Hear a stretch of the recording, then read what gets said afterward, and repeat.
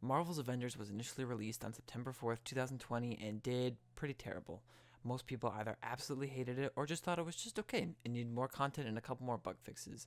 The game didn't even get a 7 out of 10 from IGN. I played it as soon as I could and I really only thought it was just okay, and then after seeing it on Steam recently, I decided to buy it for a second time and see if this game still has any value.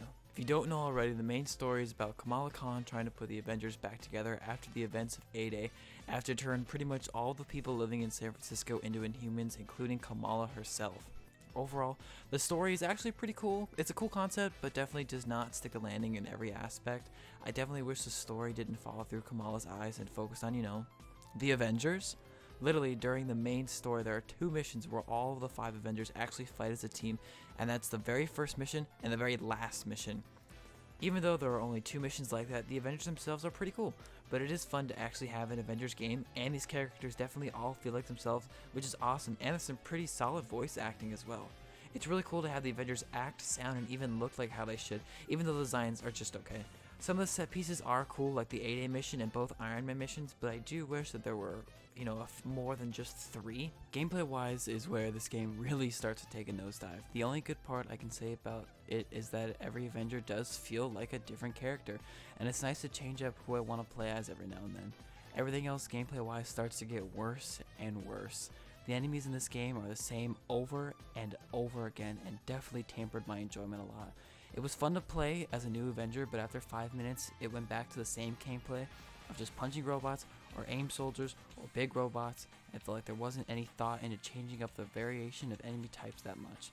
The gear system as well is super lame, and I never felt any reason to go out of my way to grind for better gear at all, especially when the gear doesn't change my character's appearance at all.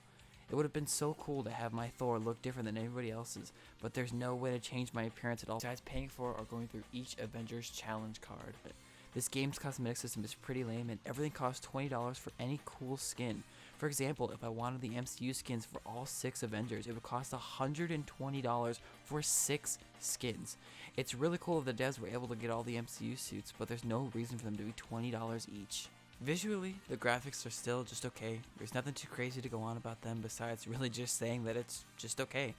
Not too bad, not too good. The soundtrack of this game is just okay as well. Most of the score definitely just sound like how an Avengers score would be. So far, since the release of the game, there have been 3 story DLC updates to the game, which were Taking Aim, that added Kate Bishop, Future Imperfect, which added Hawkeye, and the latest story update that added Black Panther in the War for Wakanda update.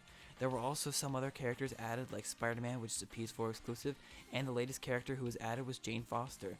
The 3 story DLCs face the same problems as the main game, like an average story and gameplay, but it is cool to have more heroes to change how and who I play as. There are more heroes coming as well. I know the next hero is Winter Soldier, and there are 2 rumored for the next ones should be She-Hulk and Captain Marvel. To sum it up, Marvel's Avengers is the most 6 out of 10 game I have ever played, and it bums me out so much because this game had so much potential. I paid $40 for this game, and it has some problems but also has some good qualities to it as well. What definitely helped my enjoyment of this game was being obsessed with these characters.